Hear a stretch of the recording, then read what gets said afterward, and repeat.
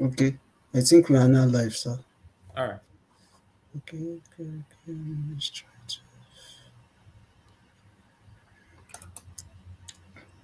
to. Uh, Good day, everybody. I'm Hakim Mishala Habib. Welcome to Hong Kong PhD Fellowship powered by ISF.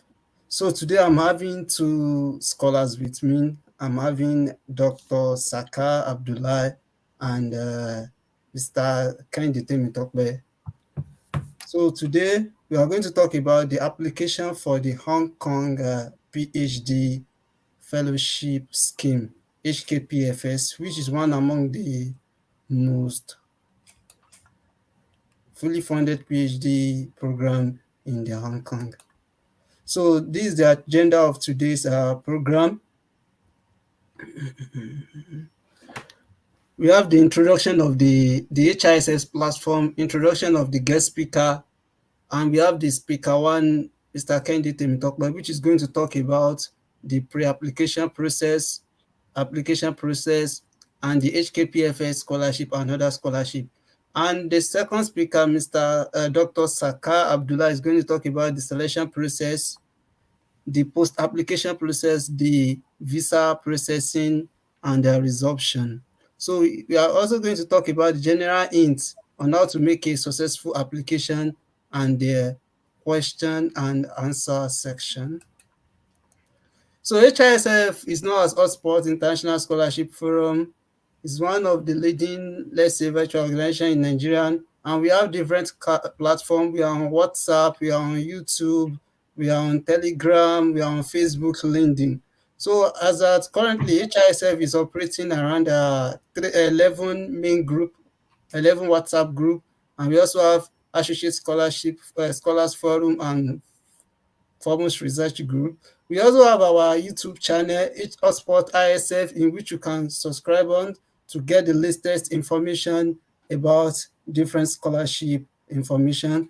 We are also on LinkedIn, Twitter, Facebook, Google Drive, and our website, which is the hotspotisf.com. So our website is one among of the website way in which different scholars come together in order to share different thoughts and post relevant information and up-to-date scholarships application. So I'm just going to give a brief introduction about our first speaker. Our first speaker is Kehinde Temitope. Kehinde Temitope is a second year PhD student, Department of Industrial and System Engineering, the Hong Kong Polytechnic University, Hong Kong. He had his BSc and MSc from the prestigious University of Ibadan, Nigeria, in both degrees. He graduated as the top 2% of his class. Currently, his research area of interest include linear programming, productivity improvement, system modeling and simulation, and portfolio optimization using non-parametrics and parametrics approaches. He is open to research collaboration from any related science or engineering field. Kehinde Temitope has also received some awards in the past, which include the Hong Kong PhD Fellowship Scheme, Research Student Scholarship, the Hong Kong Polytechnic University, University of Ibadan Postgraduate Scholarship, and the Total EMP Scholarship. Also, we have the brief profile of the guest speaker too, in person of Dr. Abdullah Saka. Dr. Abdullah Saka has his first degree at the Federal University of Technology, Akure, Futa, where he graduated as the second overall best graduate student in the class of 2,889 cohort. He got a scholarship for his direct PhD at the Hong Kong Polytechnic University, which is ranked 66th in the world, and also bagged his PhD degree in 2022 with 30 publications in reference journal, conference, and textbook. He's currently working as a postdoctoral researcher at the Hong Kong Poly and a visiting researcher in the United Kingdom. Other scholarships received by Dr. Saka Abdullah include the University of Florida USA PhD scholarship and Ahmed bin Khalifa MSc scholarship at the United Arab Emirates. So this is just a brief introduction of our guest speaker. So I'm going to hand over to our first guest speaker in person of Mr. Kehinde Temitope to make justice to our topic. Remember, our topic once again is application for the Hong Kong PhD fellowships scheme powered by HISF. Can you hear me, sir? Yes. So can I start? Yes, you can share your slide, sir. Okay.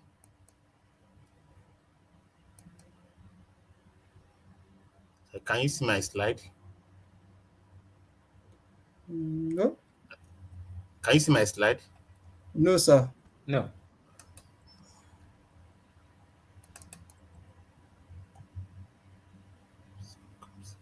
Okay. I'm coming. Share. Okay. Sorry. I need to upload. Okay.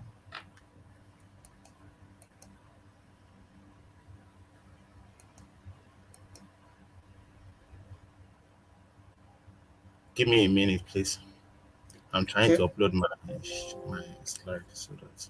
All right, sir.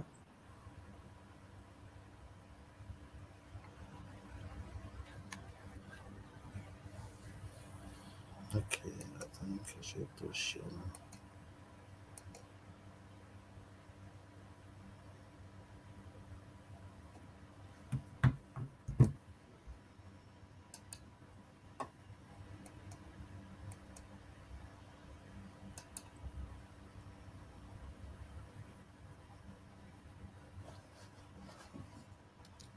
Mr. Theorem, you can go for the second option.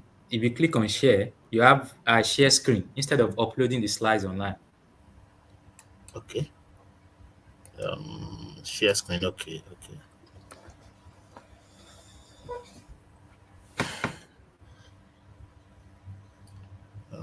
Sorry.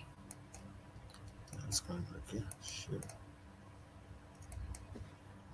Okay. Can you see my slide now?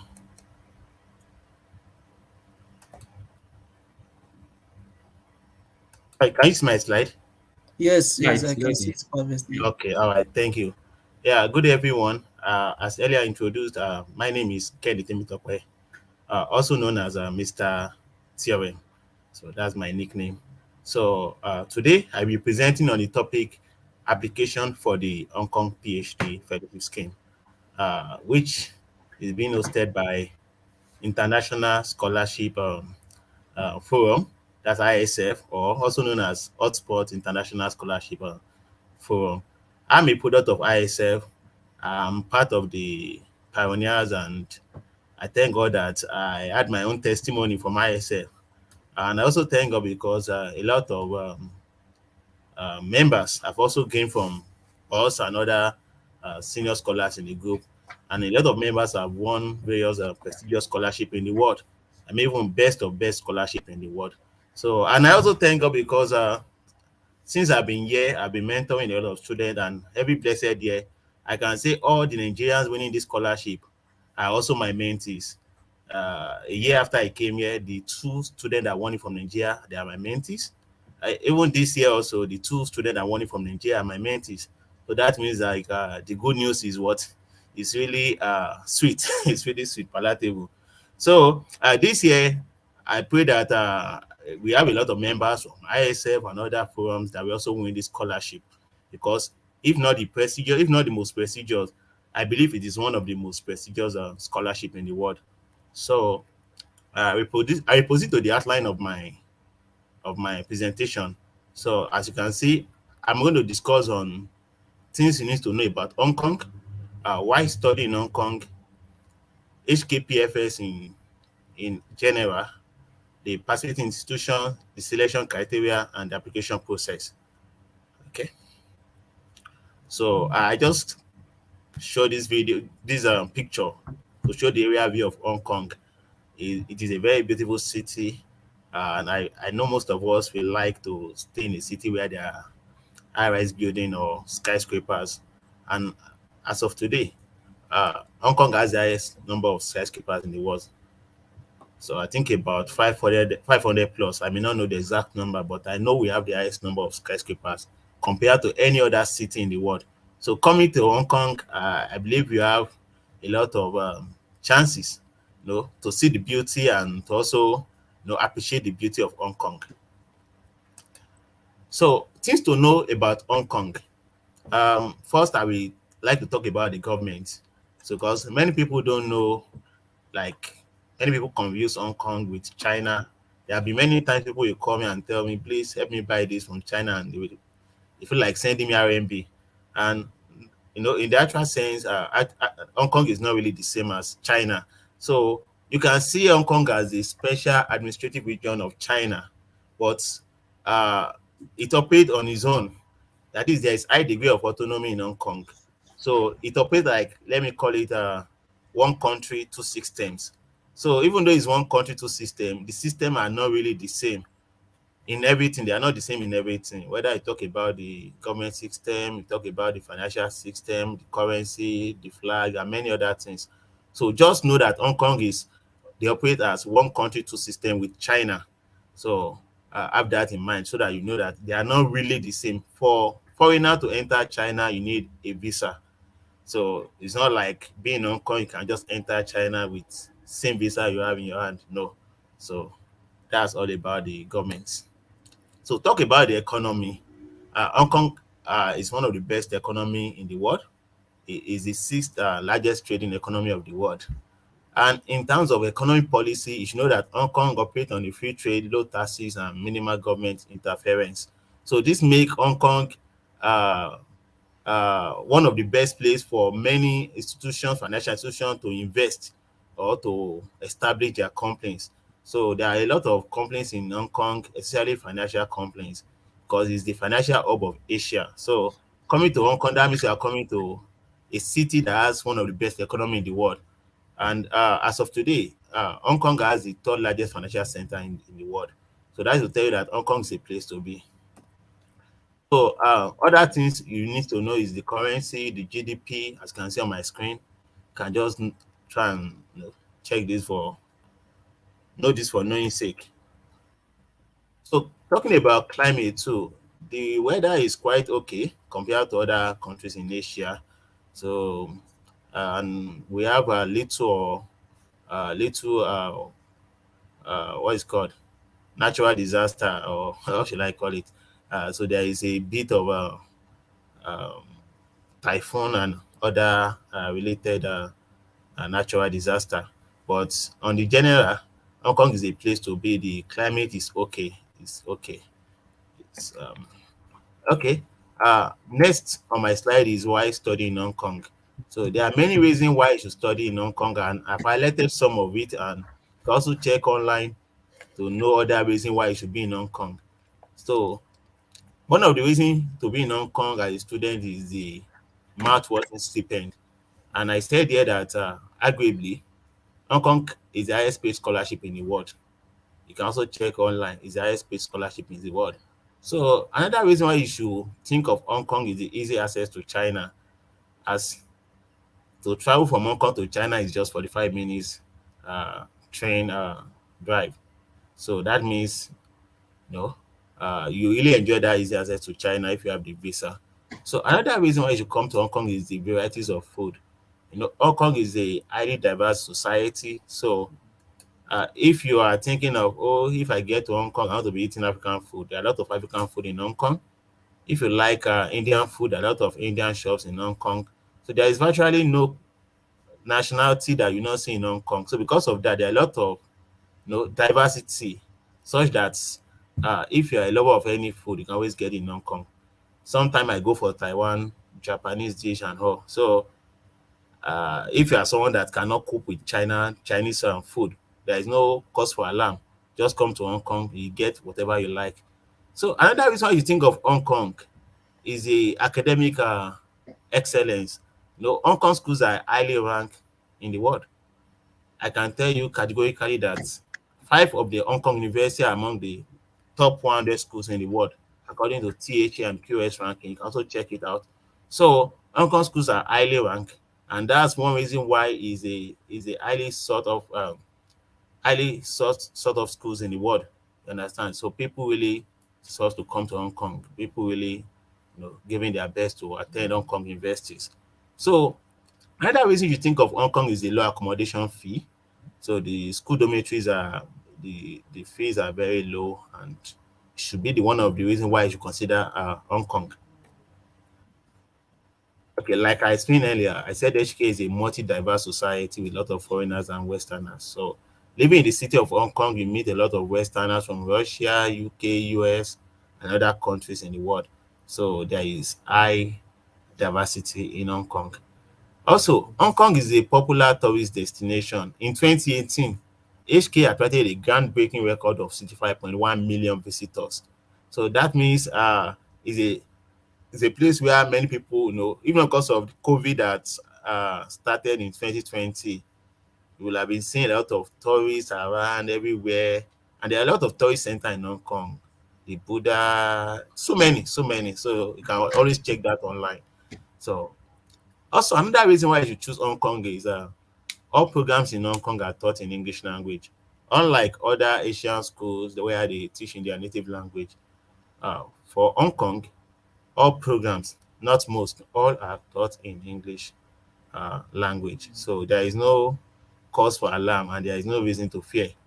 And the transportation system in Hong Kong is also superb. So, you can tour around Hong Kong City using MTR services at a cost less than the price of an escape. So don't be scared of the transport fare. It's very, very cheap, especially when you use MTR. So now let's move to HKPFS. So I know things like this must have read it online, but just for emphasis sake, that's why I'm going to reiterate on it. So HKPFS started in 2009, and there is just only one aim for this scholarship. The aim is to attract the best, brightest, and the most brilliant student in the world. That's just the aim. Best, brightest, and most brilliant. So you can say that's BBB. So winning these scholarships interprets that you are the best, you are the brightest, and you are the most brilliant of all your peers. So that means it's something that's worth it, that worth giving all your energy. People know me with a statement that I say scholarship application is a full-time job. So if you wish to come to Hong Kong, you need to put in all your possible best. So how many schools are in Hong Kong? There are just 8 government schools in Hong Kong. There are also other schools that are private, but when you talk about government schools, we have basically 8 universities in Hong Kong, so which are listed here according to their ranking. So you can choose to pick anyone you like. But the beauty of it is the quota for each of these schools are different. So if you look at the way I rank it, that's the way the quota are. Like HK University, the Hong Kong University has the largest quota for PhD students, followed by CUHK, HK UST. Sorry, HK UST should be third, not fourth. Then followed by HK Polytechnic University, like that. So you have to be wise before choosing your school, because schools like the last two I listed here, the Lignan and the Education University of Hong Kong, their quota is very small. At times they pick just they admit just maybe 12 PhD students. I mean for the entire school. They admit maybe 20 PhD students for the entire school. So the quota is very, very small. But for the top 5 or 6, they admit up to maybe let's say 200, 300 PhD students per year, each of them. So you need to put that in mind. So selection criteria. Uh, my fellow instructor will talk more on this, but you should just put it in mind that basically these are the selection criteria: your academic excellence, your research ability, potentials, your communication and interpersonal skills, then leadership abilities. So the application process. So as for the application process, uh, first is to visit this website, the one I stated up here, CRG1.UGC, like that. So visit this site because that's where you register and get a reference number. It is the reference number you get from this site that we use in this second. Is the is it select? Sorry, is the reference number you get from this first website I wrote here that we use in this second website to complete your application. So first, go to this first website and get HKPFS reference number. Get HKPFS reference number. Then you can now proceed to your school of choice, which I've listed earlier. They are just 8 university, and start your what your application. So you can check this website for more details on the participating school, the courses, and other things. So after registering at the RGC website to get application number, uh, another attempt you should follow is to get the supervisor. So getting a supervisor means you need to write a supervisor and request for his consent to be your supervisor. You understand? So you need to write a professor and request for his consent to be your supervisor. So writing a supervisor, you have to be uh, technical about it. No, HK Hong are not. They are not. Their medium of instruction is not English. I mean, sorry, their what's it called? Is it mother tongue or is it mother language? It's not English. So you don't need to write long or write big grammars. Like the sample I put here is something you can know. I'm not saying you should copy this. You can't just write this or copy this, but you can just have something as short as this. So I just use this as an example of how short your message is. So and be straight, be succinct in your words. Just go straight to the point. So like this, it reads, it reads, I'm highly interested in your dear Professor Trump. I'm highly interested in your research area of network optimization and design. I want to apply for the Ph.D. program in Industrial System Engineering at the Hong Kong Polytechnic University, Hong Kong. With respect to my qualification, I have both BSc and MSc in Industrial and Production Engineering from the University of Ibadan. For both programs, I graduated top of my class. Furthermore, I work as an assistant lecturer in the Department of Mechatronics Engineer at Achievers University in Nigeria. I would like to know if you are willing to be my potential supervisor for the ongoing HKPFS application. Attached to this email is my CV. Looking forward to your favorable response. Regards. This is very short, so just go straight then attach your CV. Left to me, that's okay. Instead of some people who write maybe 2 pages. No, I don't know. These people are always busy and they don't have time to be reading grammar. So just be short and succinct in your message. Go straight to the point, and that's all. So what are the documents you need? What are the documents needed for HKPFS application? I listed 15 here, and I would like to talk about each of them. Okay, forget about the supervisor, the number one. So the number two here is class one for both degrees. There are some things you will not see online, but when you click in your application, I can tell you that it's make your application more favorable or more competitive. You understand? So try and go to your school, go to your department, get a class rank letter for your degrees. To apply for HKPFS, it's necessary that you graduate with first class. You understand? Though there have been some exceptional cases where people also win it with 2-1, but I think the last person I heard that won it with 2-1 was maybe about 3 years ago. So basically, they pick people that actually finish with first class, and in rare cases, people are finished with 2-1 or 2-2. So you need to get the class rank for both degrees. Now, I believe many of you will go to your school and they will tell you there's something like class rank. Just write a sample. If you don't have, you can reach me. I will give you a sample. I also wrote it myself. I didn't have any sample. I just feel like how can a class rank letter be? So I drafted something and I sent it to my HOD and co, and they use it as a template to write a class rank letter for me. So get a class rank for both degrees. The class rank is just a letter to state that, oh, this person finished from this school, studied this course, and he graduated as number one out of maybe 44 students in a set. That's just it. That's what class rank letter means. So another thing is your passport. I don't need to tell you that you need international passport for almost all your application. So also transcript, your certificate, your medium of instruction letter or TOEFL, your CV. Your CV should be detailed. Many times some people will send me their CV to review, and the first thing I notice is like they will not put their grade. So if I'm a professor, I'm checking your CV. Do you expect me to be checking your hobbies, or basically what I will check is your academic qualification, your work experience, probably your skills. No, nothing. Okay, and your publications. So nothing concerned with all these maybe hobbies, maybe seminars and all those. Those ones are secondary. The primary things you should make sure that your CV have is your grade. If possible, you can also put your CGPA. If possible, you can also put your CGPA. So make sure your CV is well packaged. Make sure your CV is well packaged and well detailed. List all your publications, list all the conferences you have attended, list all the workshops you have attended, and any other things that can aid your application.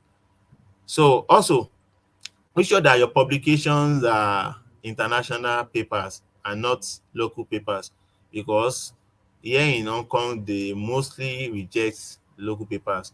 So make sure your papers are they are international journals, and they are journals that are reputable. SCI journals, SSCI, or I don't know any other ones that you know. So make sure that they are indexed in reputable um, journals. So also, the ranking of your university matter. From what I heard today, I got to know that your schools, if you're applying for HKPFS, your school should be among top 10 in your countries. So I'm not saying this to discourage some people. If your schools are not among top 10, you can still apply. I'm not saying you should not apply. Give it a chance. But from a reliable source, I heard that they consider the ranking of your university. So whether THE, whether QS or anything, make sure, or maybe your country ranking, national ranking, just be sure that your school is among top 10 best schools in that country. So it's very, very important. So also talk about research proposal.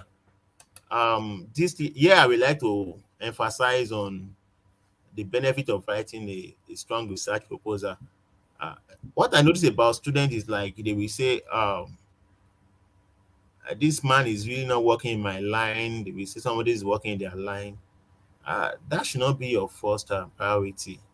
The priority should be, will the supervisor accept you? Because the reason why I said that should not be your priority is most cases when people get, even not even in HK, any country in the world, they usually do something different from what they submitted as their research proposal. In most cases, in more than 90% cases. So since it's like that, I believe personally that you can always cope. I studied industrial engineering in my first and second degree, but my PhD I'm working on finance. I have a couple of friends here that study mechanical in their first and second degree, and they study statistics in their first and second degree, and now they are doing PhD in mechanical. I know people that study mathematics, they are doing PhD in industrial engineering. So what I believe in is like you can always cope. I strongly believe that you can always cope. So if you are really determined and if you can possess that spirit, you can always cope. So don't narrow your chances by saying I must work in this line. So be open to work with any professors. And with that, you create more chances of being selected. So also talk about strong essays. All these points, they are points that should spend like at least 15 minutes, but no, there is no much time for me to emphasize on all of them, but just take note of some of the key points in my words. So when you talk about essays, your essays should be well articulated, and there should be coherence in your essay. Be sure that there is a flow. You understand? Because some people write essay and there won't be flow. So you be sure that you give it to a mentor or a senior scholar to help you vet it. Be sure that your essays are related to some SDG goals, not even one, at least maybe two or three. Maybe the impact of your research work, or maybe something in your essay. Just make sure that it's related to SDGs. Also, before applying to your school, make sure you read the vision statement of your school, the mission statement, and other things. So make sure your essays, are in alignment with all these things, the vision statement and all. So put that and make sure that, like I said, you can also check past essay to see how, whether your essay is in line or maybe it's out of place. So that's very important. Yeah, talking about recommendation letters, many people miss it here because a lot of people, because they don't have a good rapport with their lecturers while in school. So doing recommendation letters, sometimes they don't have people to recommend them, and some people, the kind of shallow recommendation letter they get from their lecturers or from their maybe supervisors in school, cannot win them any scholarship. So what I do tell students is, when you talk about recommendation letter, maybe your rapport is not that strong with your uh, superior in school. So I will just advise that you draft something about yourself. That's what I do to my fellow to my lecturers. So whenever I need a recommendation letter, I'll just say, sir, I need a recommendation letter for this application.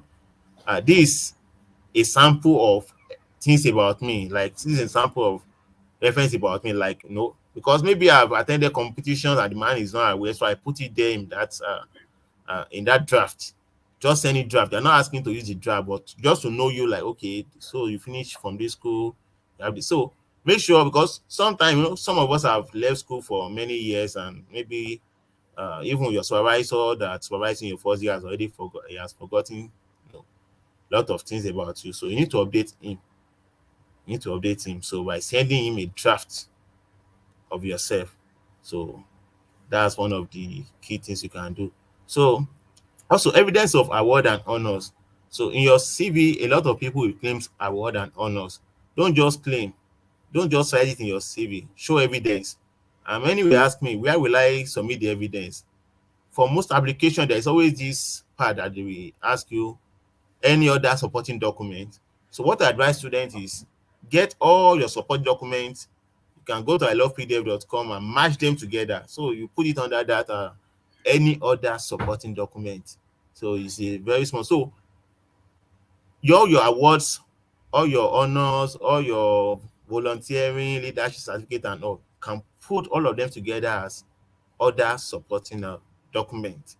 So also, document you should need for this application, because the very, very complete application, is evidence of certifications, which, I know many of you are doing Coursera courses, EDS courses, and the like. So those one can serve as evidence of certifications.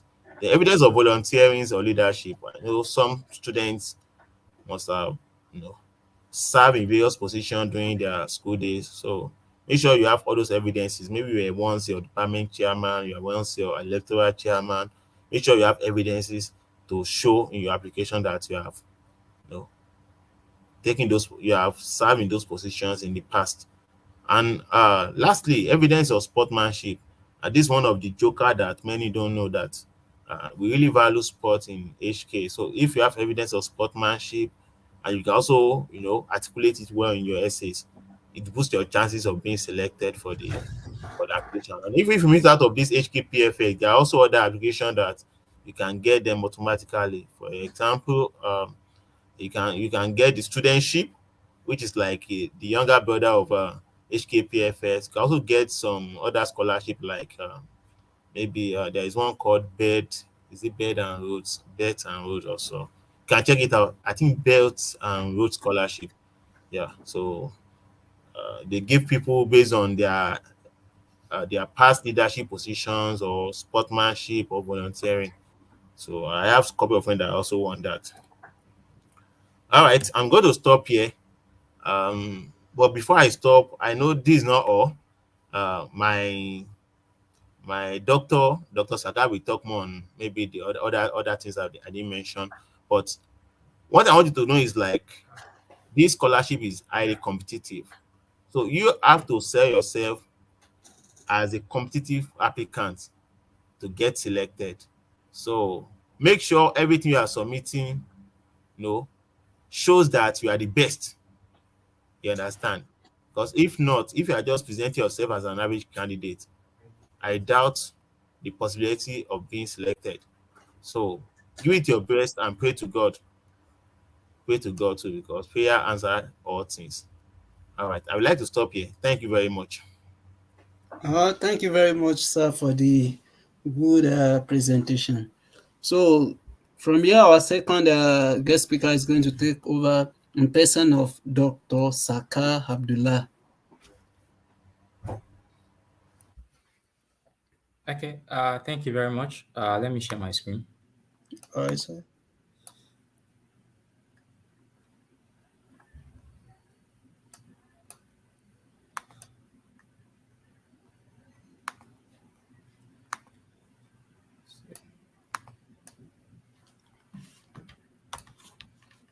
So can you see my screen now?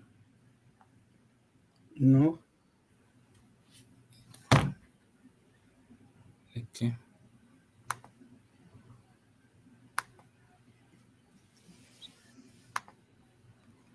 Okay, what about now? Yes. All right. Yeah, thank you very much. Thank you for inviting me to talk about the Hong Kong PhD scholarship scheme. And I think my colleague and my friend, Mr. Theorem, has done a lot of justification to the topic already. But I'll try and add more to what he has said. And some of what he has said, I might still repeat them for emphasis sake. And I thank ISF for inviting me. And you guys have been doing a lot of great work. Kudos to the admin and the organizers. So a little bit about myself. I don't need to talk about that again. The host has talked about that earlier on. So about what I'll be talking about, I'll talk about introduction, the selection process, which I've been asked to lay emphasis on, then the post-application and also the visa application. So when you think about Hong Kong, when you hear the name Hong Kong, what comes to your mind? Maybe a local Chinese village, like you've seen in Chinese movie when we were young. Or you think about Kung Fu. When you hear Hong Kong, you think about Kung Fu, you think about China, and also you think about Chinese character, which is quite funny. And I think as Theorem has rightly said, Hong Kong is not in China and Hong Kong is still in China, which is quite a political issue. But you need to know that if you want to go to China from Hong Kong, you still need to get a visa. But it's also important for you to know that Hong Kong is one of the most developed cities in the world. And as the previous speaker has said, it has one of the highest skyscrapers in the world. And it's a place where the East meets the West because Hong Kong was previously colonized by Britain. And you have the China by the East, you have the UK by the West. So the Hong Kong is like a melting pot for the culture of West, the Western culture, and also for the East culture. So you still see that around in Hong Kong in terms of the architecture, their language, the general behavior of the Hong Kong society as a whole. And it's also important to know that in Hong Kong, even though they have their local dialect like Putonghua, Cantonese, everywhere you go, they will still translate everything to English for you. To the point of the normal sign road on the signs on the road, they're still going to translate it to English for you. So even if you don't speak Cantonese, you don't speak any language, you still be able to move around very well in Hong Kong. So let's hit the ground and start running. So the introduction, as I've said earlier, I might be reiterating some of the points Theorem has mentioned. The aim of the HKPFS is actually to attract the best and the brightest students in the world to pursue their PhD studies in the world. And there is no gainsaying. Hong Kong is one of the most prestigious scholarship in the world, if not the most prestigious scholarship in the world, in terms of the quantity of awardees that they give and in terms of the benefit attached to the scholarship. So I don't think there's any scholarship in the world that awards as high as 300, that gives out scholarship as high as 300 and compare with the same stipend that they give out. So with that, you know, the Hong Kong fellowship is highly competitive. So the scholarship is highly competitive. So even though we've said the scholarship is highly competitive, that doesn't mean you should not apply because everybody are going to apply. You need to showcase yourself, and if you don't apply, there's no crime in trying. And aside from the fact that there's no crime in trying, you don't get what you don't strive for. So if you don't apply for the HKPFS because it's for the best of the best, then you're not going to get it definitely. And the fact that you apply for Hong Kong PhD fellowship and you didn't get it doesn't mean you're not going to get other mouthware trained scholarship. You can end up getting studentship, you can get international scholarship, and so many other scholarship. So why should you apply to Hong Kong? I'll just add some. I'll add 2 points to this. The number one is the quality of the education, and the second one are the benefit attached to the Hong Kong fellowship. So when it comes to the quality of education, Hong Kong offer excellent quality of education. The teaching in Hong Kong are research informed and the rigor, which is quite attached to the Asian culture. So there is rigor and there is depth when it comes to research and teaching in Hong Kong. And also, you have access to renowned experts in the world. For example, Stanford University released top 2% of researchers in the world. And if you see the number of professors in Hong Kong that made the list, you realize that we have highly renowned and known experts in the world. For example, in my own department, we had about 5 or 6 professors that made the list of top 2%. You're talking about the best of the best. And also, you have access to world-class facilities, and the stipend is mouth-watering, 41,000 plus per annum. You also have access to travel allowance. You also have some other you also have access to some other benefits like probably associated money to buy gadgets. You have access to probably conference money and so on and so forth. Also, as regards the university in Hong Kong, it's very important for you to know that most of the university in Hong Kong are top 100. The HKU is 24th in the world. So it's very rare for you to see a particular city, a small city like Hong Kong, having almost the majority of the university top 100 in the world. So that's a big plus for Hong Kong. So most of the university are top rank, and aside the fact that they are top 100, when you look at the discipline level, for example, let's look at Hong Kong Polytechnic University. The fact that Hong Kong Polytechnic University is currently 65 in the world in the 2023 KS ranking, we have some discipline that are number one in the world, like hotel and tourism. They are ranked number one in the world. So sometimes you don't need to look at the ranking of the university. The ranking of the university is very important, but you should care more about the discipline, your own discipline. For example, if you're applying to hotel and tourism, you might want to, if you apply to University of Hong Kong, it's a miss shot, because why not apply to Poly when you can apply to the number one in the world? So sometimes don't get carried away with the ranking of the university.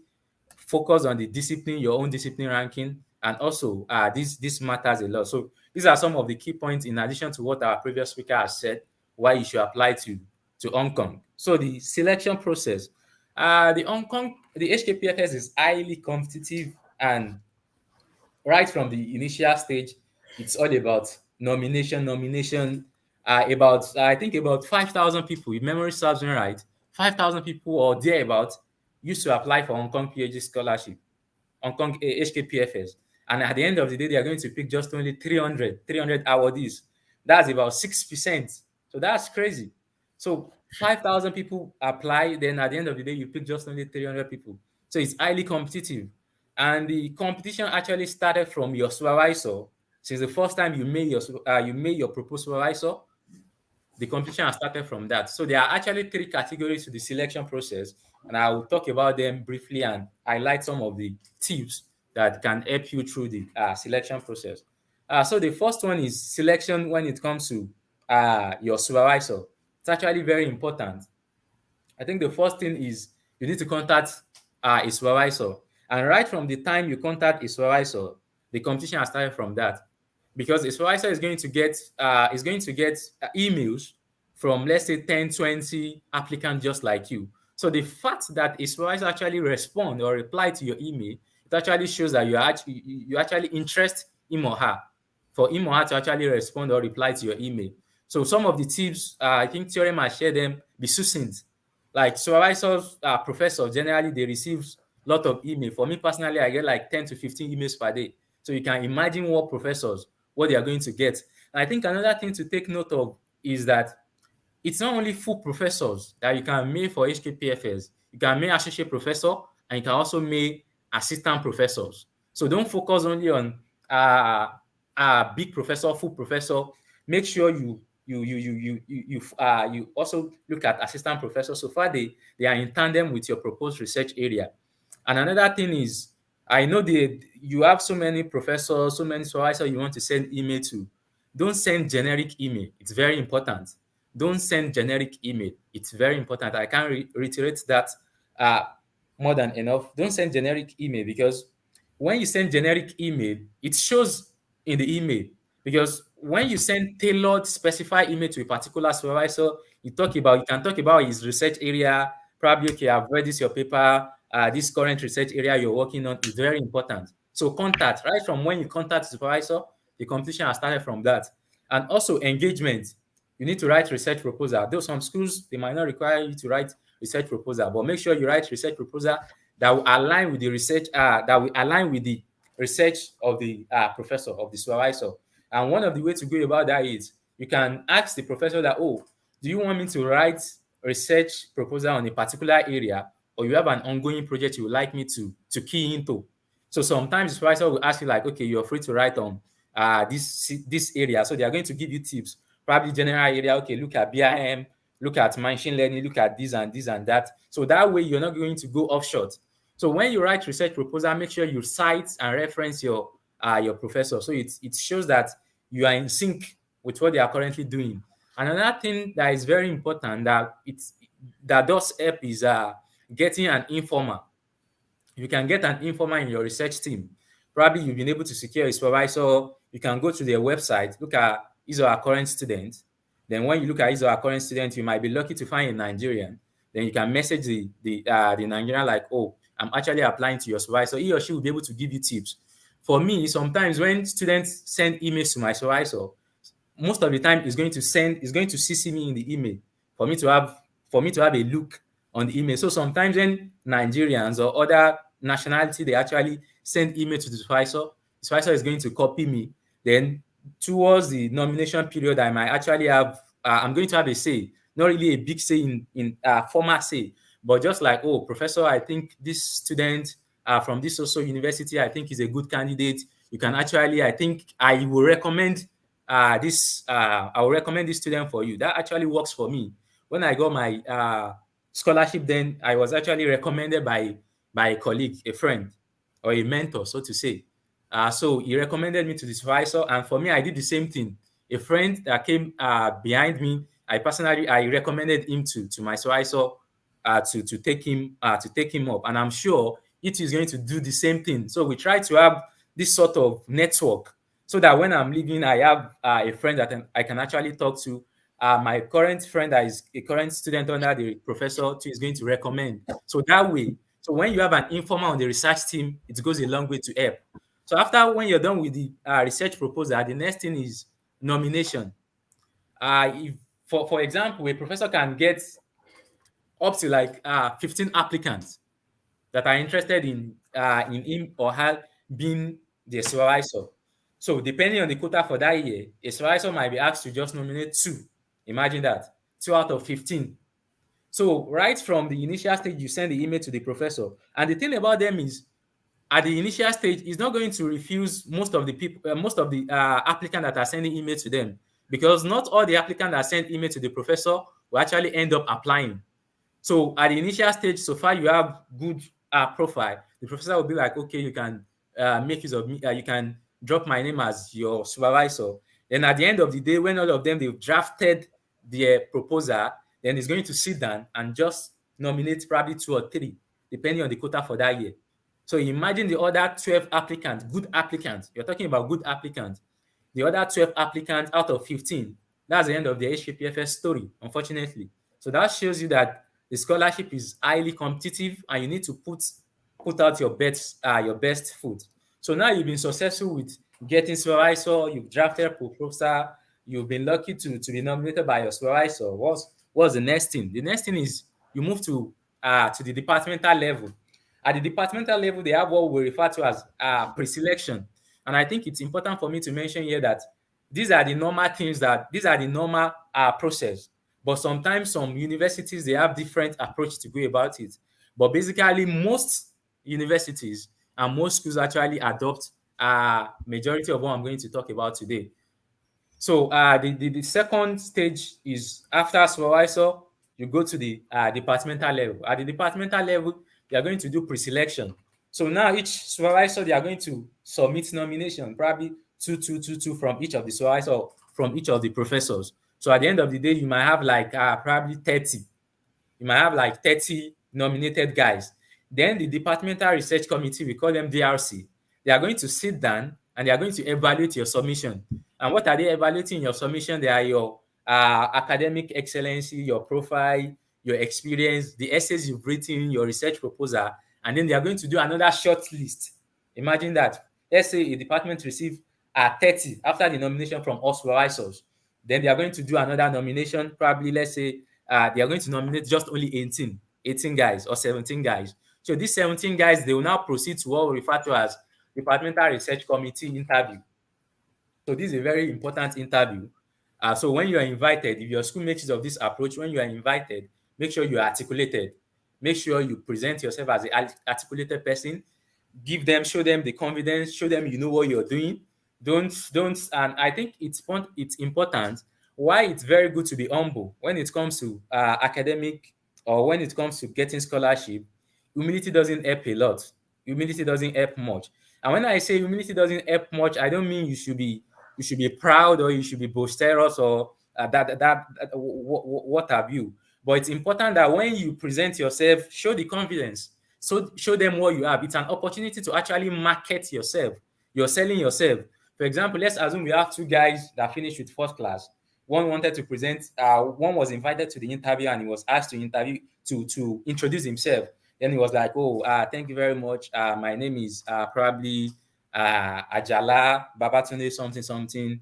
I finished from probably Federal University of Technology, Mina. Thank you very much." He finished with first class, but he didn't say the first class. Probably is being humble. Now imagine another person presents, "Oh, my name is Babatunde Tayo. I graduated with first class 4.80 over this, or I graduated with 95% CGPA. I graduated from the best University of Technology in Nigeria, Federal University of Technology, Akure. I had this, I had that." So these are things that are important for you to actually put out there. It's very important for you to put that out there. And I think when I saw something similar in Theorem's profile, he said, "I graduated as top 2% of my class." It's very important. When any scholarship that you're dealing with, you need to communicate with fact and figures. It's very important. It puts things in perspective. Somebody say he graduated with first class. Another person is saying, "I graduated as top 2% of my class." That's very good. That shows that this person is a big deal. Another person is saying, "I graduated as second overall best graduating student out of 2,899 cohorts." So immediately you hear things like top 2%, second out of 2,899. It puts things in perspective for you to be like, "Oh no, this person is actually a big deal." So when you go for the interview, make sure you turn the table around and you showcase yourself as somebody with confidence, be articulate. So after the interview at the departmental stage, the department will now nominate to the faculty stage or to the RGC. So most of the time, when the department nominates to faculty, they will just end up ratifying. So out of the 18 students that were nominated by this, that were shortlisted by the DRC, and they've done interview for them, out of the 18, they might reduce them to 7. Imagine that.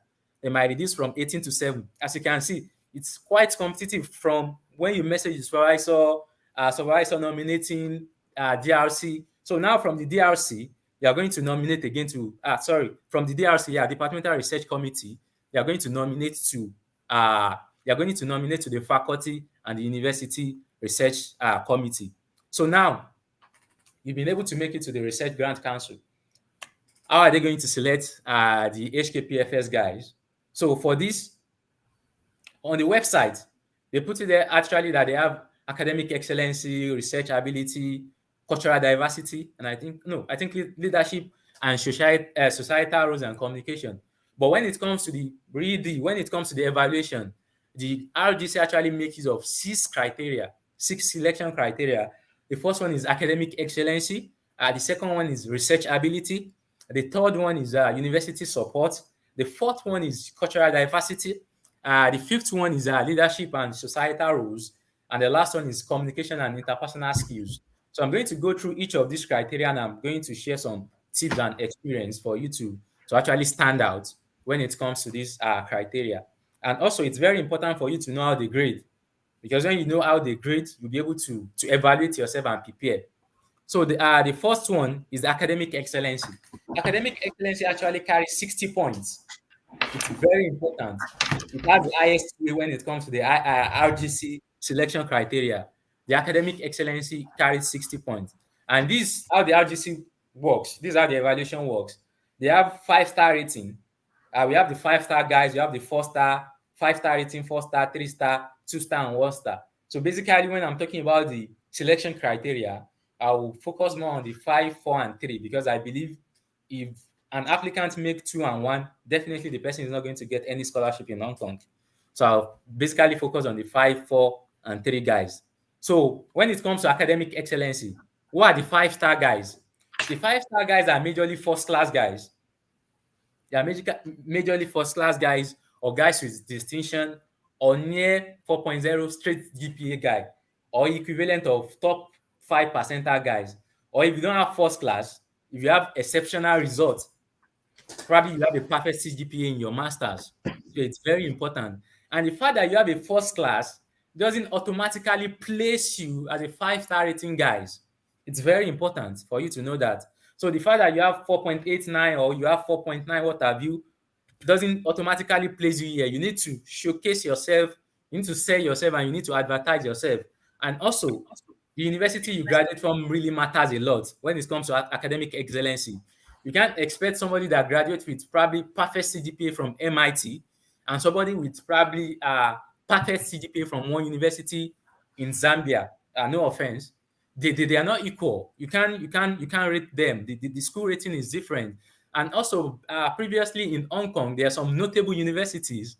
No disrespect, there are some notable universities they're already known in Hong Kong to some supervisors. If you look at past track record of scholars in Hong Kong, they're basically before we are basically majorly from Federal University of Technology, Akure, University of Lagos. But that doesn't matter now again. It's about you yourself and what you can actually offer.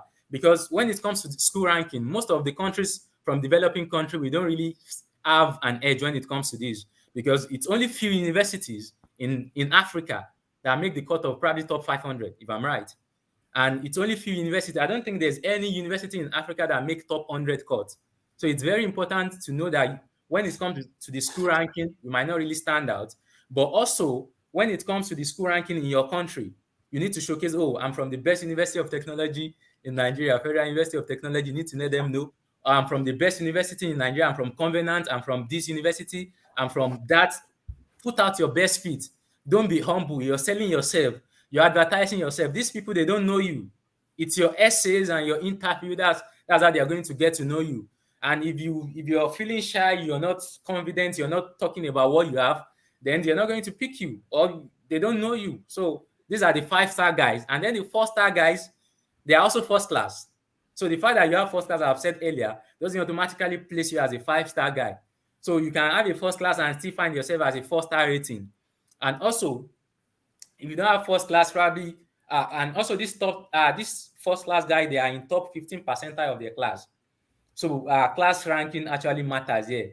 Probably your second best graduating, your first student, give them the class rating. Oh, I'm 2 in 100, I'm 2 in 44. Let them know that.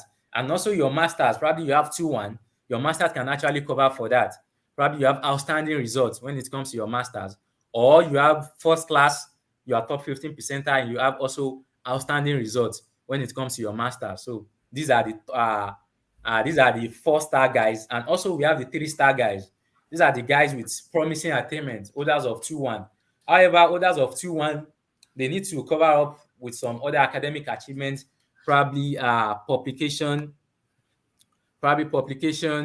in academic journal, academic competition, and clear potential to excel in research. It's very important. So that's for academic excellency, which is 60 points. So I'll go to the next one, which is research ability and potential. This actually carry 20 points with the RGC. So when it comes to research ability and potential, what are they looking out for? They are looking out for candidates with the strongest recommendation by institution and candidates with proven record of research ability. So these are guys that are top 5 percentile. And when I'm talking about top 5 percentile here, I'm not talking about your CGPA again. They are done with the CGPA. once they've when they've evaluated your academic excellency, which is 60 points, they put your CGPA by side, then they start evaluating some other stuff. So now they look at the top 5 percentile when it comes to research ability and potential. And when it comes to research ability and potential, they don't expect you to have published 200 papers, 50 papers. They know you are just coming from undergrads or you're coming from masters. But when you have publication, that show proven record, and quality actually matters now. I learned something recently. Now they are looking for SCR. It shows you that it's actually more competitive day in, day out. But when you have publication, it's a plus, regardless whether it's SCI index or it's not XCI index. But when it's SCI index, it's actually a good one for you. And also, great show great enthusiasm. It's very important. Show them you have contagious zeal. Show them you can do it. And I think most people, they tend to shy away from talking about their research ability. Your undergraduate research is a research. Tell them what your undergraduate research is about. Oh, I did my undergraduate research on solar PV installation. I assess the cost potential for using solar PV. Tell them the importance of that particular research, the impact of that research. Tell them that. Let them know that you can think critically. And also you can tell them that, oh, for this particular research, I actually did this particular research because I realized that there is issue of probably power supply in Nigeria, and I realized that solar PV is an alternative for us to actually go. So I decided to look at the literature and I conducted the research on this. During the research process, I learned how to do this. I learned how to do that. These are ways to show your research ability. It's not only publication. So if you have publication, it's very good. And if you have publication, it's good to have publication, but you should also show how you have the research potential and ability. So it's important. So these are the 5-star guys, and also the 4-star guy. So when you see highly recommended by institution, it's because this particular stage, it's after the faculty. The faculty will nominate you, the university. Let's say HK Poly U will nominate you to RGC, the Research Council. So if the university, and what will the university recommend you on, it's based on your essays, your profile, the interview you've done, and what you've submitted. So the 4-star guys are the highly recommended candidate by the institution, and they demonstrate good potential in delivering quality research. Probably you tell them, okay, you've conducted research before. And also, I think it's important to say you might not conduct a full research on your own. Probably you help a PhD student, you help your professor, you did this research. Let them know, show them your research ability and potential. Tell them the skills that you have, the research skills, literature review. I can use this tool, which I believe will be transferable when I'm doing my PhD. So these are important. And the third star rating guys are the guys that just possess acceptable level of potential when it comes to delivering good research work. And the next one is institutional support. This carry 5 points. So the institution that you apply to, they are going to write recommendation letter for you again.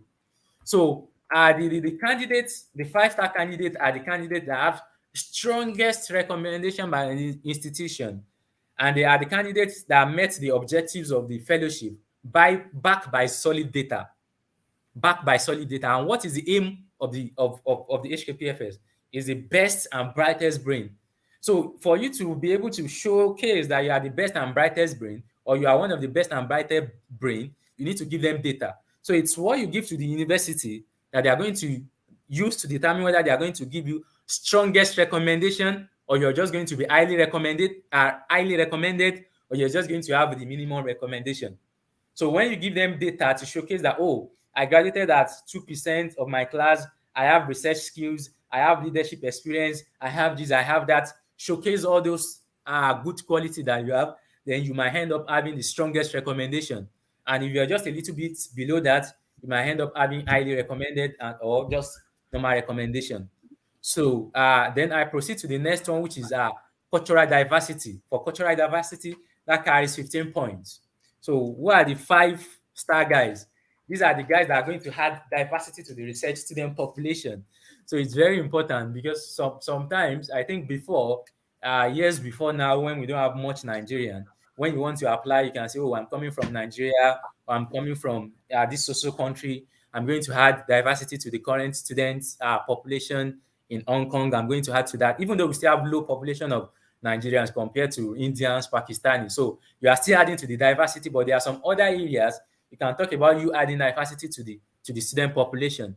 Probably your female, first female to go to the university in your first female to go to the university in your family, first female to go to university in your uh in your what's it called in your community.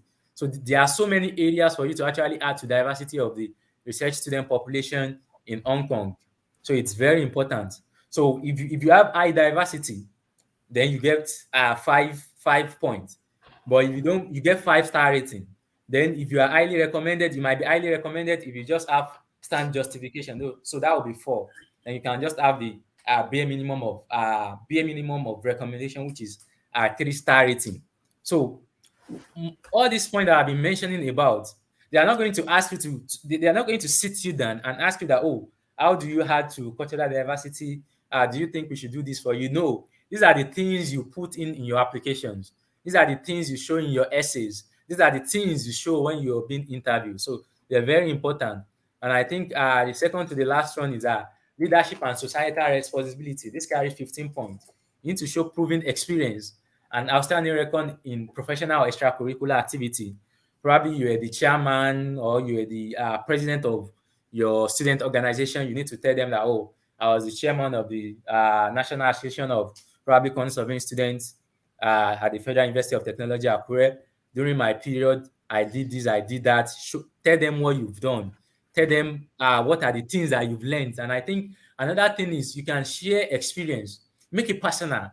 Don't just write generic essays. You're competing with people from all over the world. You're competing with people from Italy. You're competing with people from France, UK, US, Nigeria, Indians, Sri Lankans. So you need to showcase, own your story, tailored your story to what you're talking about. Show them you actually merit the award. So when you're talking about the leadership skill, you can share experience that, oh, I actually learned one of my experience during probably one of my weakness. I realized that one of my weaknesses is I don't really get along with, I tend to overdo things. Like I bite more than I can chew. But over the years, I've learned to delegate, do this, do that. You can share some experience. Also, when you're talking about research, you can talk about some of the lessons that you've learned when it comes to conducting research, your experience. So it's very important to make it personal. Share story. Don't just write generic essay. Make it personal and make it interesting to the person that is reading it. And don't forget they are reading essays from lots of people. So you need to make sure you actually stand out to actually merit the 6% out of the 5,000 applicants there that are going to get the HKPFS. So, and the fourth one are the experience in professional extracurricular activity, and also active participation in professional or extracurricular activity, and a sense of societal responsibility. And I think don't overlook any of the previous position that you've had. Probably you're the captain of the football team, you are the secretary for a community, and I think CDS, Community Development Services, NYSC. These are some of the things that you can actually put forward. It all depends on the way you present your experience. You might have the same experience with another applicant, and the other applicant, with the way he or she is going to present it, will just wow the what's it called? Will just wow the evaluator. So make sure when you present things, you make it interesting, put things in perspective. I, for one, I like putting in perspective using statistics. Probably, okay, I'm the president of SDG. We realize that there is low level of literacy in the community. Probably there is 50% dropout rate of students in the community. Then we decided to organize tutorial for the student, blah, blah, blah. I champion this, I champion that. So these are important things to showcase that you actually merit it. And the last one is your communication and interpersonal skills. These are important. And I think you need to show that you are highly articulate with excellent presentation skills to express your ideas, concepts logically, convincingly in writing, in written and oral format. So probably you are unable to do interview, then that will be based on your essays. But when you're able to do interview, it's not only about giving the right answer. It depends on how you present your answer. Are you highly articulate? So when you're invited for interview, it's important. There are some questions that you definitely expect them to ask you. So those type of questions you should prepare what we refer to as mock reply. For example, definitely they're going to ask you to introduce yourself. So when they ask you to introduce yourself, it's an opportunity to actually turn the table around. And I think I gave a previous example of two guys that graduated with first class. One just introduced himself, my name is so person. He didn't even made mention of he graduated with first class. And the other guy is here dishing out fat and figure and make it lively. Don't be too serious. Like the people that are interviewing you, they are not machines, they are human beings. And when I say don't make it too serious, I don't ask you to go there and turn to Bobby or turn to basket mouth, but just make it light, like, okay, I actually apply. I believe I'm a right candidate for this scholarship. And at the end of this interview, I believe you are going to agree with me that I'm a very good candidate for this scholarship. Make it lively, make it interesting. And I think most of the interviewer, most of the professors, day to day will tell you that you don't need to be all serious and all jacked up. So take it cool when you are being interviewed.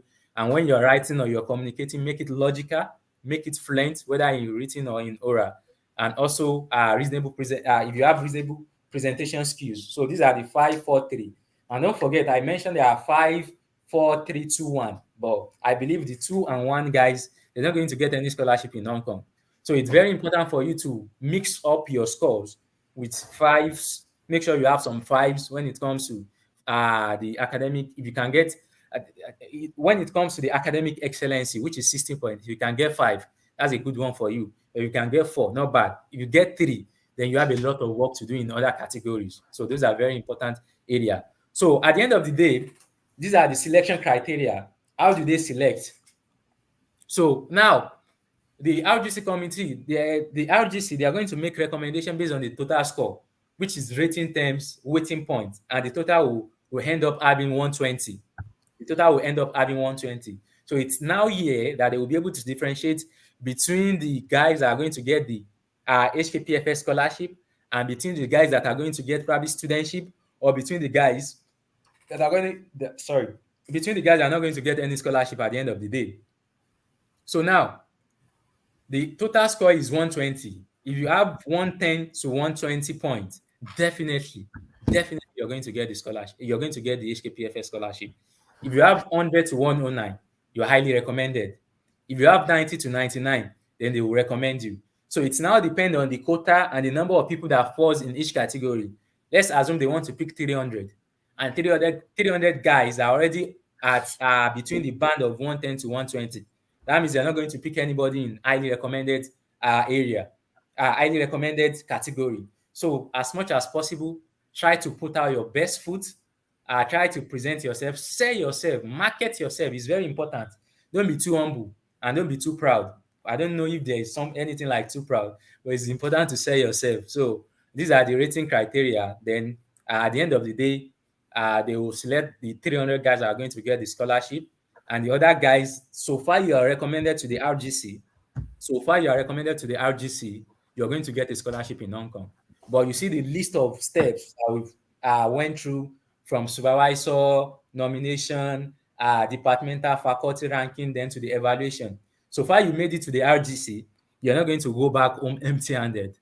And there are so many scholarships they can give to you. We have the international scholarship. Probably you've had international exposure. You had your masters in outside of the country.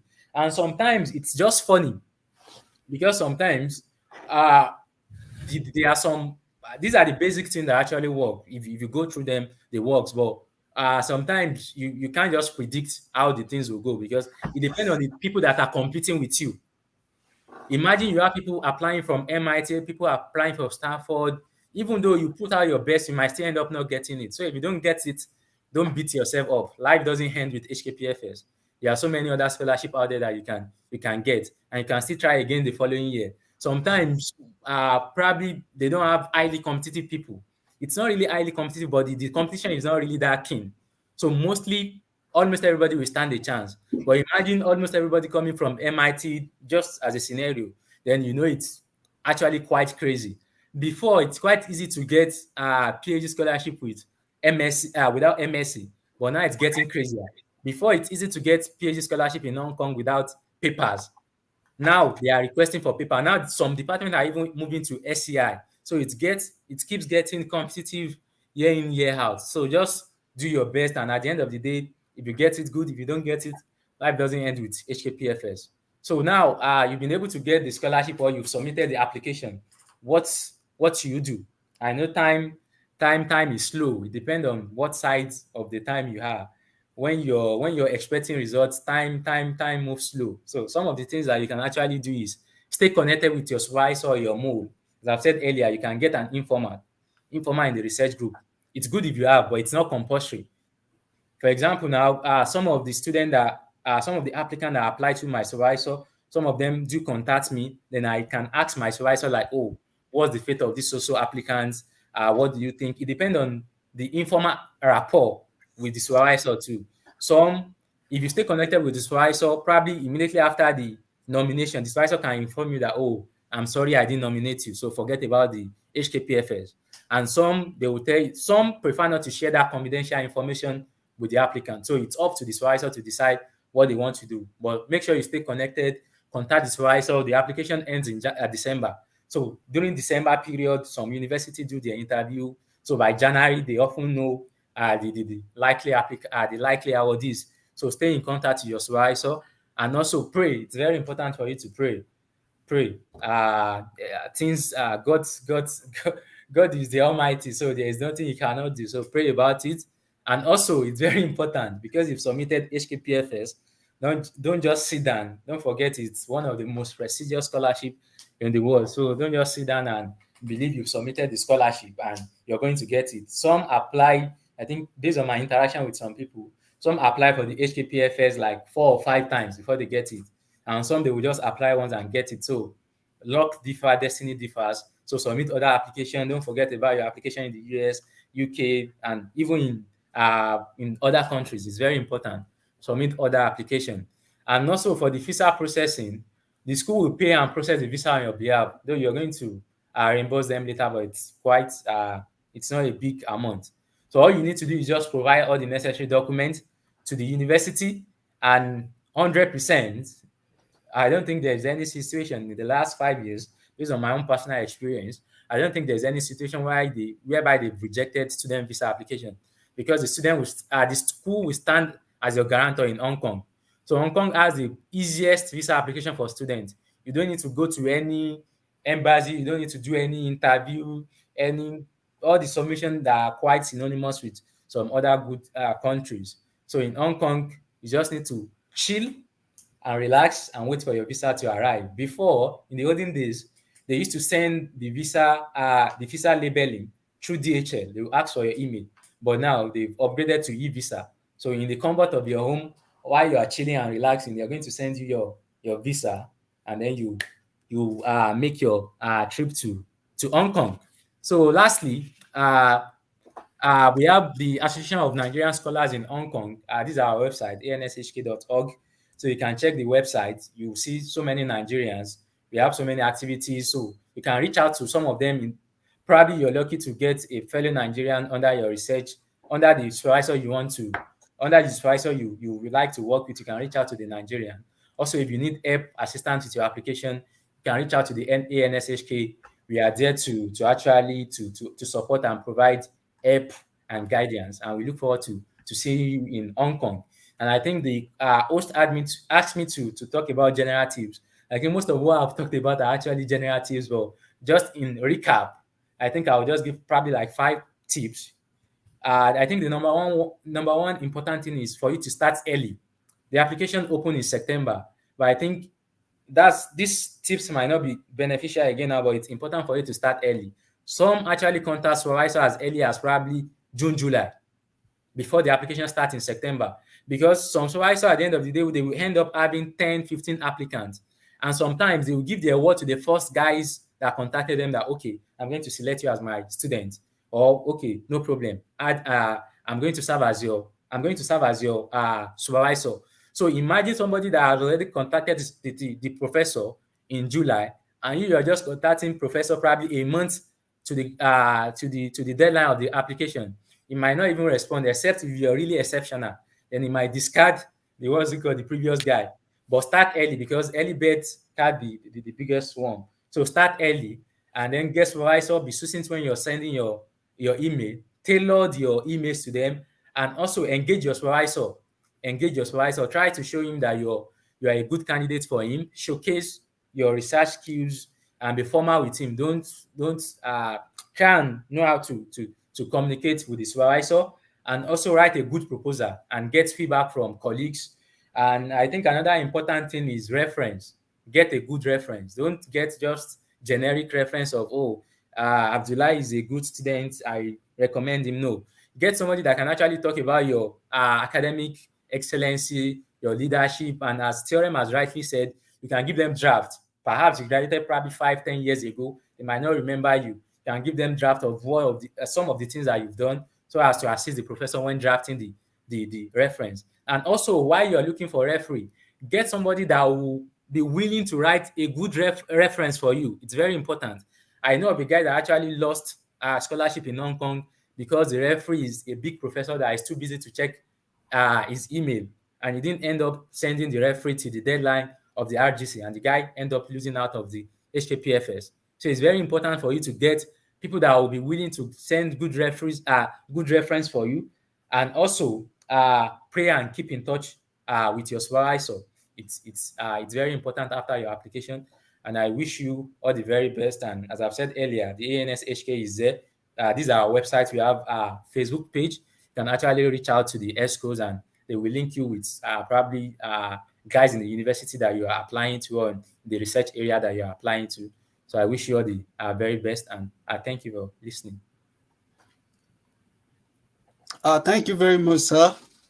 So we are now going to the question and answer section.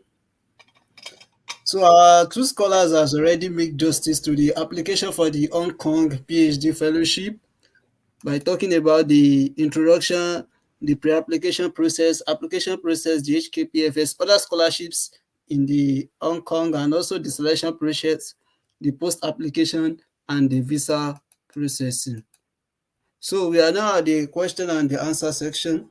Please, if you have any question, kindly drop it in our comment section. So I'm going to start with the first question. This question is from Ige Oladimeji. Can you hear me, sir?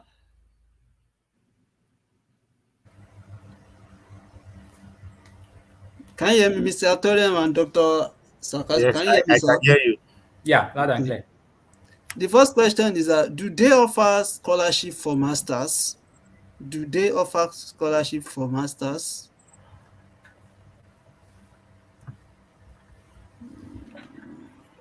So, who are you directing the question to? To you, sir, Mr. Theorem, sir. Okay.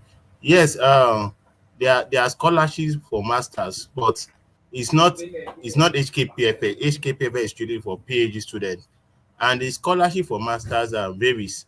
So, like in PolyU, they have their own package, and it's per department. Like it's not really something general. So some are even per the faculty. So and they are not really advertised like that. They are usually on the internet, but they don't get that kind of publicity. So you have to make a thorough or deep research to know which one is available for your discipline. So like HKBU now, they have a lot of masters for their MBA programs. You can check it out. And one thing you should bear in mind is like all the master scholarship in Hong Kong are not that juicy. So don't think if it's masters. Personally, I would advise you think of Europe or other countries. But if you still prefer Hong Kong, that's fine. But most are not that juicy, to be sincere. So, but there are there are scholarship for masters. All right, thank you, sir. This question goes to Mr. Dr. Saka Abdullah. Is it a must to sit for English proficiency test, or it can be waived? Okay. Thank you. I'm still Mr. Saka Abdullah, so it's good. You're You Dr. can call me Saka. Abdullah. You can call me Abdullah. It's okay. So back to the question. Thank you for the question. So the question is talking about English proficiency. So is it a must to sit for the English proficiency test, or it can be waived? Yeah. So it's not a must in Hong Kong. You can show your English proficiency by showing that your university back at home in Nigeria, you're taught in English. So I think for most of us, we use letter of medium of instruction. Memory serves me right. So you can use that to showcase to show that you are proficient in English. And also, if you've written probably GRE or IELTS, it's advisable for you to submit it there. There's a particular section where they'll ask if you've had any exams, so submit it. But if you don't have, it's not going to count against you. But if you have, it's good that you submit it. So I think that's that. All right, sir. Thank you, sir. This question goes to Mr. Theorem, sir. So, this applicant is asking, can you just talk about the master in Hong Kong? I think you have already answered that question before, sir. Well, like I said, it's not, it's not like a centralized program. So it varies. If I talk about the one in BRA now, it may be different from the one in what's it called in MBA. I mean, like so it's different. Like that's why you have to just do a personal search for the masters. And like I said, they are not highly like advertised. So you have to make a thorough search to know which one is available for your course. But like the one I will advise people to apply for is the one at HKPU, because one, I think they pay very well. They pay like 10,000 Hong Kong dollars for their stipend compared to other schools that pay me mostly for 5,000 Hong Kong dollars. So like, and Per that month or program per is year, very, sir? what do you say? Is it per month or per year, sir? The 10,000 HKD is per month, 10,000 HKD. And that money is not a money you think you have much savings like that, but it can still survive you. But other school, on the average, they pay like 5,000 Hong Kong dollar for their stipend per month, and that 5,000, to be sincere, is just too small because accommodation alone can take the whole 5,000. To be sincere, so also, like I said, if I'm going to advertise any of these masters program, I will advise people to check out the MBA programs at HKPU. Is a very, very robust program, and the programs under their MBA are very, very robust, and they are world class programs, and they are programs like when you finish, it makes you competitive employee. You understand? So I can assure you that MBA in HKBU is one of the best even in the world. So you can look into their MBA programs. They have a lot of programs under their MBA, about 6 or 7. So then also other schools, you can make a personal findings, because there is not a centralized program that I can say go to this website. So you have to check per department, per school, and all that. So I only know more of that HKBU. All right, thank you. Okay. All right, sir. Permit Thank me, you. if Okay, I sir. can add to what Mr. Theorem just said. As he has rightly said, it might not be that juicy, even though juicy might be relative. So when it comes to masters in Hong Kong, there are some, as he has rightly said, the HKBU MBA program. In PolyU, we have scholarship in BRE, Building and Real Estate Department. They have scholarship they give to master students. Even though the stipend might not be much, but there are some other way you can actually fund, because it's tuition free and they are still going to give you stipend. But there are some ways you can actually consolidate the stipend you're receiving. We have research associates, research assistants. I know of guys that got research assistant from Nigeria, and then when they get down here, they get the scholarship, or they come probably they get the masters from Nigeria, then they reach out to professors in order to fund their living expenses there. They reach out to the professor, then they get RA. So they are going to get part-time RA while they are full-time MSc students. So if the stipend you're getting is not much, there are some other ways you can work as part-time students, research assistants, and so on and so forth to consolidate your living expenses. Yeah, thank you. Okay. This question is from Abib Akorede. Can we apply to more than one school, Dr. Saka? Can we apply to more than one school? Yeah, definitely. You can apply to, I think, maximum of two schools. I guess, yeah, maximum of two schools. You can apply to maximum of two schools. Well, the thing is, when you submit your application, they are going to ask you to select in order of preference.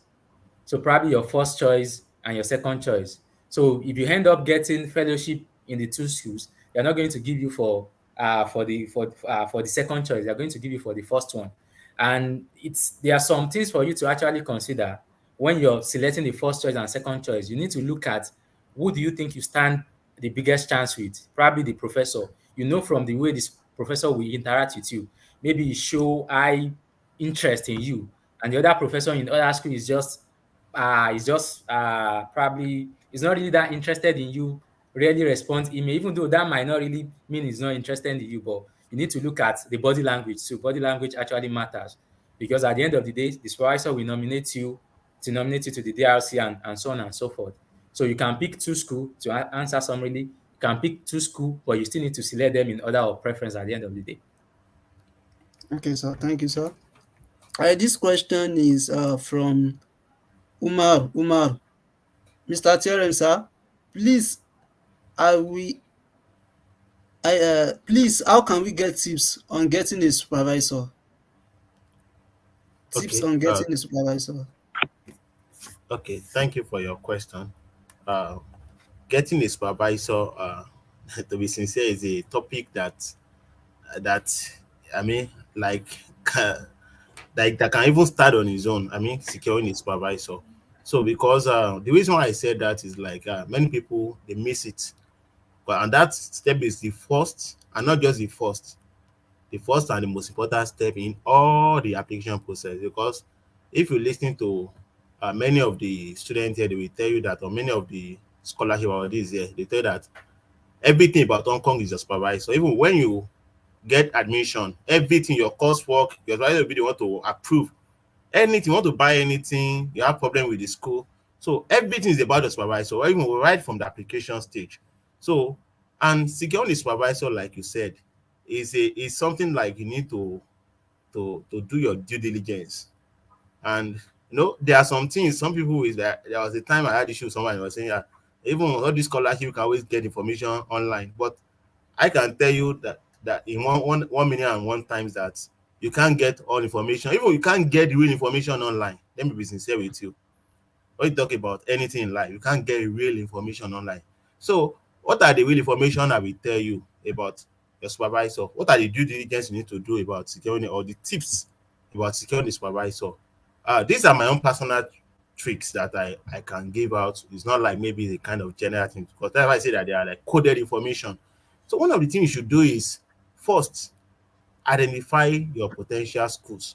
You don't just pick any school. Like I told you, first there are 8 government university here, and I told you that the uh the quota for each school is different.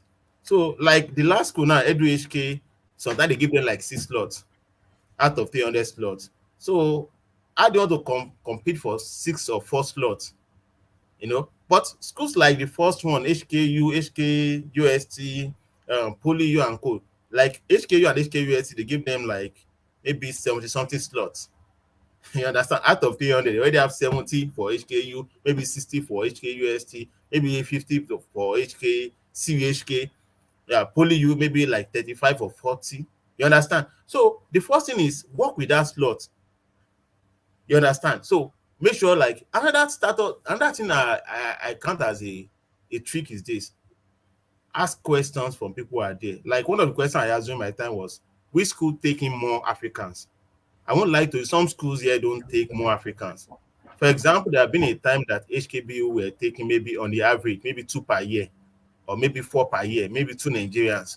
So if you are coming to Hong Kong, you can ask questions, which schools taking more applicants.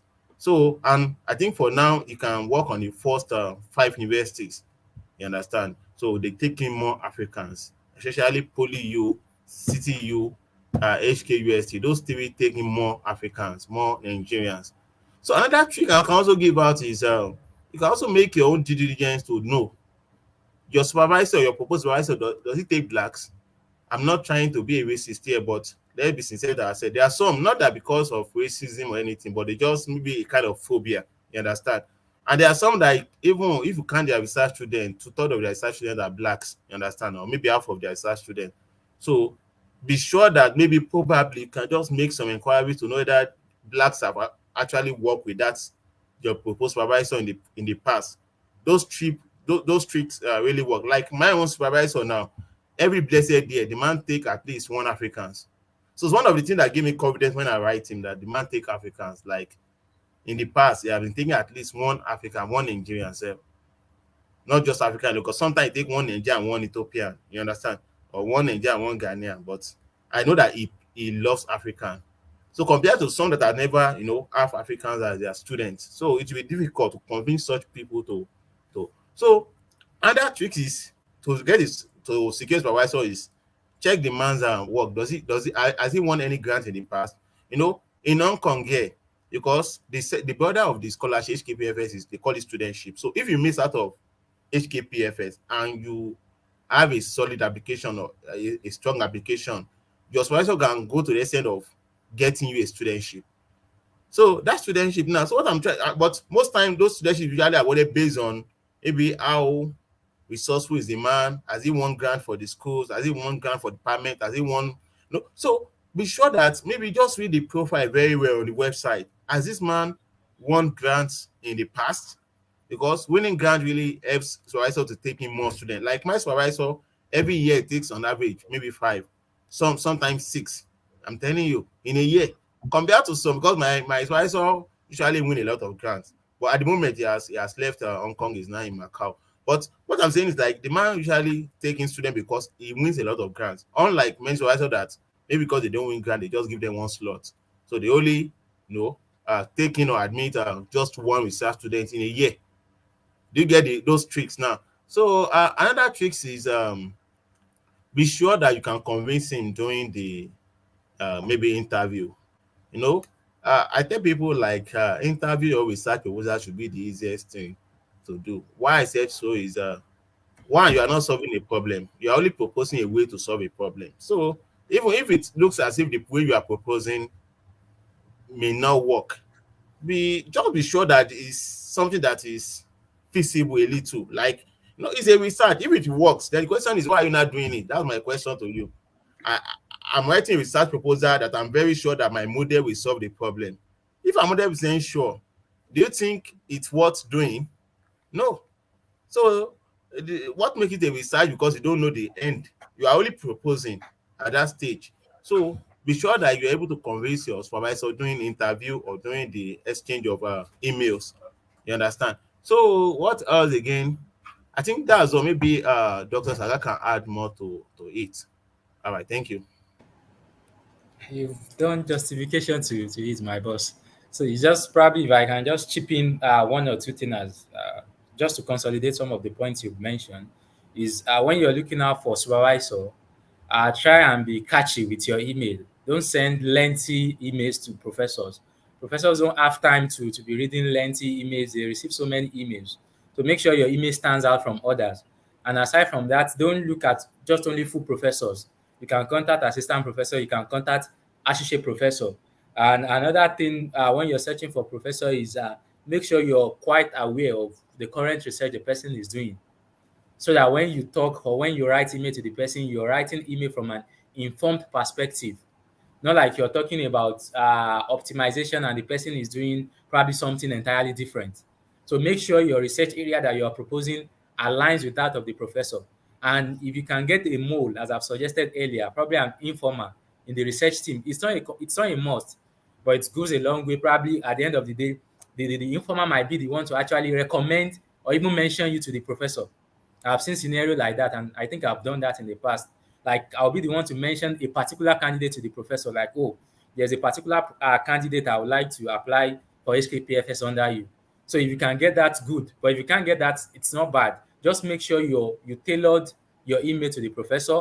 Make sure you're specific and look for as many professors as possible. And don't send generic email. And be very careful. I've seen situations whereby students will send probably a particular professor is Abachan, is going to send email meant for probably Daniel to Abachan.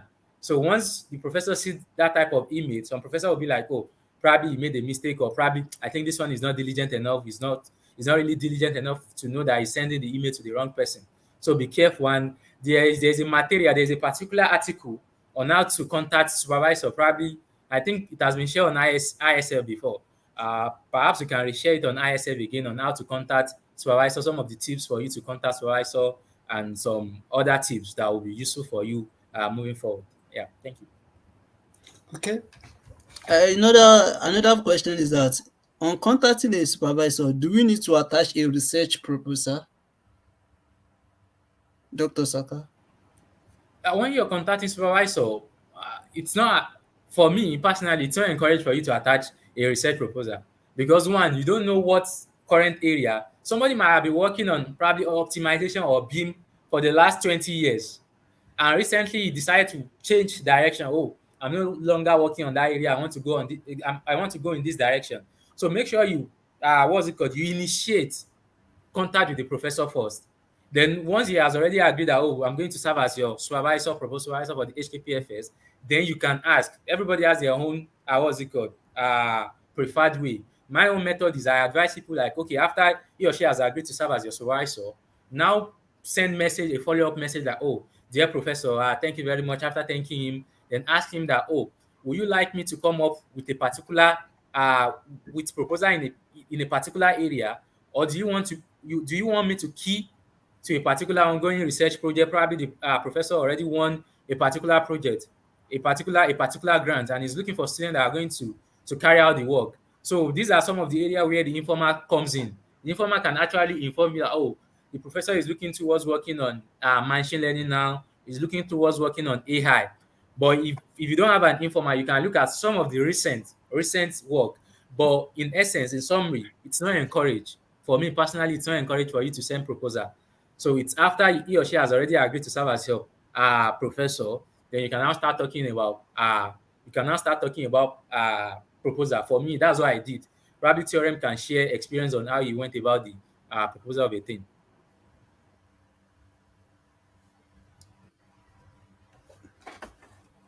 Okay. Mr. Terence, Yeah. sir. Yeah. About the proposal of a thing. Uh, it's a very technical thing, and sometimes I'm always worried when I read people's manner of application. When I read so many approach of people in seeking for supervision and all, like like I said earlier in my presentation, the first thing when you write a supervisor, don't when you write a professor, or maybe actually professor, don't attach more than your CV. Don't. So just attach your CV alone. If you need your transcript or anything, we ask. But you see some students, they will attach transcript, they will attach certificate, they will attaching proposal. And when you talk about, and I also mentioned in my earlier presentation that when you talk about proposal, don't be too forward, just like Dr. Saka said. Let him request. You understand? Because during my time now, let me be sincere with you. Oh, my supervisor he's working in a lot of areas, but his major work is on uh let me remember, supply chain management. Yes, supply chain management. And let me tell you this, the sincerity, like I've never done anything related to supply chain management. Though I've done some, maybe some close courses, but I've not done anything like supply chain management in the past. You understand? So, but when I read the man's work, and at the time when Joe Akwasi said, okay, draft me your proposal. So I have to start reading about supply chain management, and I drafted something reasonable, which I sent to him, and he said, wow, that's interesting. So the point here is like, after doing all that, I got to Hong Kong. Someone that drafted the proposal on supply chain, my guy just said, forget about that supply chain. Go and be working on um, space battery. At the point, he asked me to go and be working on smart city. At the point, he had to ask me to go and be working on safety, AI in safety, something, something. So I changed topic like 5 times, and now I'm not working on finance. You understand? So I'm not working on optimization of financial markets. So, and I study engineering. I've never done anything stock market. I have to be asking. I have to be looking for students that study maybe finance or accounting in the past. So that's why I said, don't limit yourself. Don't constrain yourself to that point of, oh, this is what I want to do. Be flexible. Be open. Like I said, there are students here that study statistics that are now doing PhD in mechanical. There are students here that study maybe mathematics that are doing PhD in industrial engineering here. So be flexible. So when you get to that point of writing proposal, you will know the best topic, maybe through your interaction with your proposal writer and other things. You know the best topic to write proposal on. So don't be too forward. and make sure like you work. Just make sure that your supervisor is always happy. Your proposed supervisor is always happy with the way you handle things. And another thing is, I want the applicant also put in mind like these people, they like hard work and they like people who are hardworking and all. So when they send you mails, make sure you're always replying. They not there are people. Some people are fond of replying mails maybe after 24 hours, 48 hours. So if the even if you cannot, you know, answer the question that maybe when say, okay, can you give me your research proposal? I can say, okay, thank you very much. I received your email. However, I won't be able to send you. Can you please give me maybe grant me maybe 3 days because I'm a working class. Uh, yeah. So those are the things you can, you know, send to your supervisor and buy. But some people just leave the mail as if they did not read it, so that the supervisor will see them as maybe they are not serious or not. So make sure you always reply every email, and make sure you can always work in the shortest time possible, even if it is not easy for you. Just work.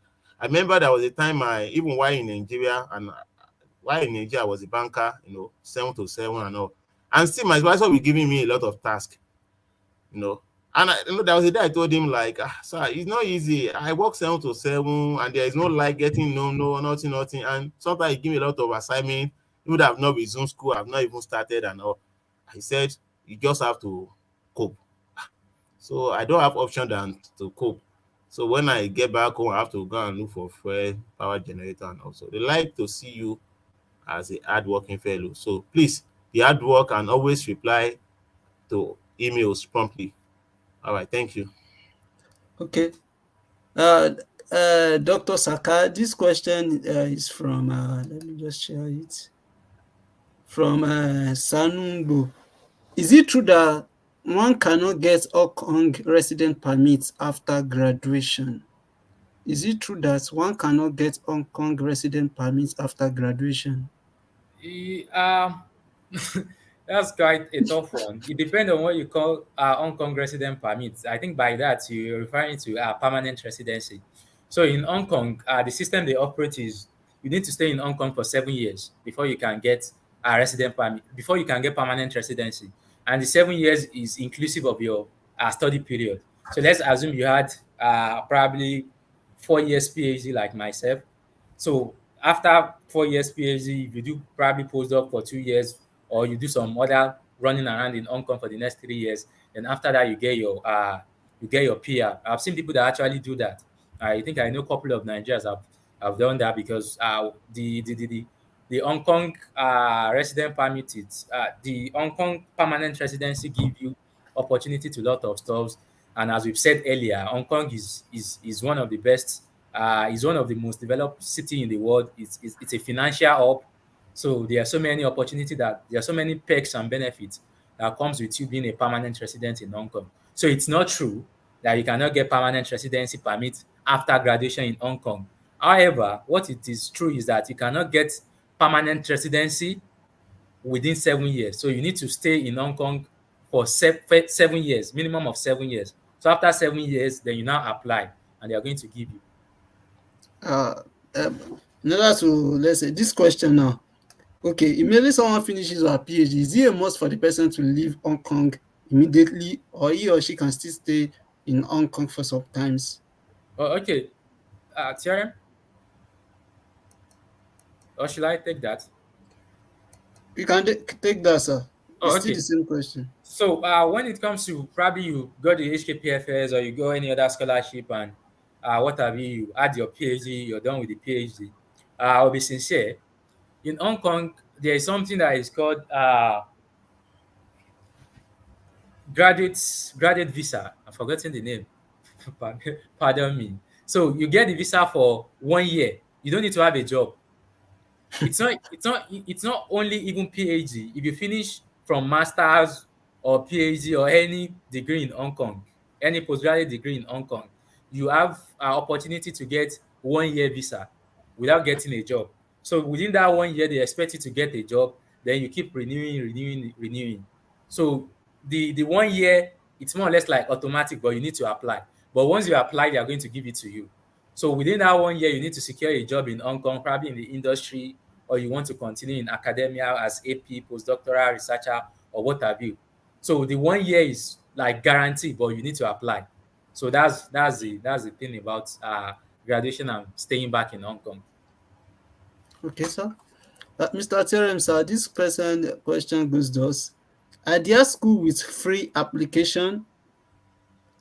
Well, Uh, to the best of my knowledge, I don't know of any school that give a free application. But to me, all the schools, the application fee they are cheap, maybe under 20,000, 25,000. And one thing I want to tell people is like be sincere with ourselves. You want to this is a scholarship that give you maybe something nothing less than maybe 2 million naira per month. This is a scholarship that give you free conference, that give you a laptop. Like I was given a laptop that buys you research data. There are a lot of benefit, no? So because yeah. I know that it's not easy in Nigeria. I also know I know what I school my like I sponsor myself while in Nigeria. I know what it is, but nonetheless, you learn to always know at least put some resources. You understand? So to me, the application fee are not too costly, maybe maximum 25, 30,000. So to me, and a serious applicant should be able to fund that. And you cannot fund it, you can, reach some maybe some friends or anyway. But to me, it's a commitment from your own end towards the application. So I don't know of any school giving free application. So to the best of my knowledge. Thank you. Okay. Can students work in Hong Kong, Mr. Terem? This question is from Ms. Lamia Rahim. Can students work Well, in Hong students Kong? can work in okay. Students can work in Hong Kong during summer. That's 3 month break after the semester. That's maybe June, July, August. So and during the school period, maybe during the academic period, rather, you can work in the school, maybe as RA or other jobs. But I don't think you're allowed to work outside school or except during summer period. So that's to the best of my knowledge. Okay, thank you, sir. Dr. Saka Abdullah, this present question is from Nwigbo. Are there CGPA requirements for the PhD program? Are there CGPA requirements for the PhD program? Okay, thank you, Sonny, for the question. That's quite a dicey question, but I'll try to answer it as much as possible. If you follow my presentation, I talk about academic excellency when it comes to the RGC selection criteria, which actually carries 60 points. So the better the CGPA, the higher chance the person stands. So, but you're talking about for PhD requirement, for PhD program. So I think I'll answer this question in two ways: for PhD program and for the HKPFS. For the PhD program, if you have 2-1 and you have masters, good masters, that's a CGPA requirement for the PhD program. But when it comes to the HKPFS, it's better if one has strong first class strong first class. And even if you don't have strong first class or you don't have first class, make sure you have some other things that can cover up for it. Probably you had distinction in your masters, you graduated with distinction in your masters, you had publication, you had you've been to academic competition and so on and so forth. So there is not really a particular, but some will actually specify when it comes to HKPFS that if you only have first degree, you should have first class. Some will specify that. I think I've seen some advert that will specify that you need to have first class in your first degree. However, if you don't only have first degree, probably you also have masters. If you don't have first class, you can compensate that with distinction in masters, but it's really competitive. Because imagine, I think I had this discussion with a professor probably last year or last 2 years. I was talking about that. Oh, why is it only first class guy that they used to consider? He said, okay. Then he gave me an instance. He gave me a scenario like we have 200 guys or 300 guys that used to apply to our department. Out of the 300 guys, we are going to nominate just only 18 guys, 1-8. We are just going to nominate 18 guys or 8 guys. Out of the 300 guys that submitted application, 150 of them had first class in their first degree. So we already have more than enough candidates that we can consider. So why should we consider somebody with what's it called? Why should we consider somebody with 2-1? So you need to really stand out if you have 2-1s, so to say. So sometimes when they have more than enough from the selection pool, they want to pick 8. They have 300 applicants. 150 already had first class in their first degree. So what do you expect? Definitely it's within the 150 guys that had first class that they are going to select, then start going in depth and nominating. So it's good if you have first class, but if you don't have first class, you really need to have other areas to actually compensate for it. All right, thank you, sir. But this question is based on those people with first class. You know, as a Nigerian, we also have Polytechnic students that are able to secure a full PhD in the United States of America using their HND certificates. I think they graduated with a distinction. Can they also apply for this HKFPS scholarship? I Dr. think Saka? Okay. theorem, right? You can both answer the question, sir. Oh, theorem, go first. Sorry. Okay. Yes. If you remember in my presentation, I said that from reliable source, I got to know that recently that they've changed their mode of selection. That now, if you are applying from any country, your school must be among the top 10 of that country. You must have papers and all. So now, if your school must be among top 10, so they will use university ranking. So definitely, I don't know, I don't think there's any country where poly has to come in between university ranking. So if that is not possible, then definitely it will maybe hard or almost impossible for any polytechnic applicant to apply because I don't know the ranking that a polytechnic will have among the university to be among the top 10. So left to me, I think most polytechnic may not have chance to apply for the scholarship. Right, thank you. Okay, so Dr. Saka, sir. Yeah, so just to add on to what Mr. Theorem already said, yeah, it's quite true that now they are looking more at school ranking. And when they talk about school ranking, I think most of us from developing country, we don't stand a chance. But you should also bear in mind that okay, ranking is just a particular portion. For example, I like giving scenario. If you consider somebody from probably a good university with probably 2-1, and you're coming from developing country, you had first class, and your university, the university ranking is not only KS ranking they look at regional ranking. So you'll be talking about University of Johannesburg in Africa, University of Cape Town. And also when it comes to the country ranking, you can put your best foot forward. Like probably your university is number 6 in Nigeria, but it's the best university of technology or is the best university of what have you. Try and showcase that, okay, and show them proof. Sometimes some departments will contact you to send a ranking of your school. They did that when I was applying. The secretary actually contacted me to show the ranking of my university, which unfortunately I couldn't find the university on KS ranking. So they now suggested I think probably CI something something. There are some other ranking. Then I had to put out my best so that okay, even though it's not on KS ranking, I graduated from the best university of technology in Nigeria. I did this, I did that.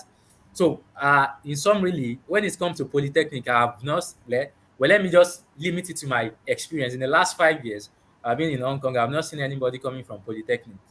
I've not seen anybody coming from Polytechnic. So it will be quite difficult to come from Polytechnic to apply for the HKPFS, which is quite competitive because people are coming from all over the world, UK, US, Canada, talk of any country in the world, they are coming. So when you come with polytechnics, even though you have good grades, it might be better to focus on probably places like US, UK, and so on and so forth. Yeah. All right, thank you, sir. This question is from, oh yeah, I think this will be the last question for today's section. Oh yeah, Deja Abdul Malik. On the HKPFS website, the CGPA requirement is 3.0 over 4. Please, what is the equivalent of that on 5.0 scale? Thank you, Mr. Chair. Okay.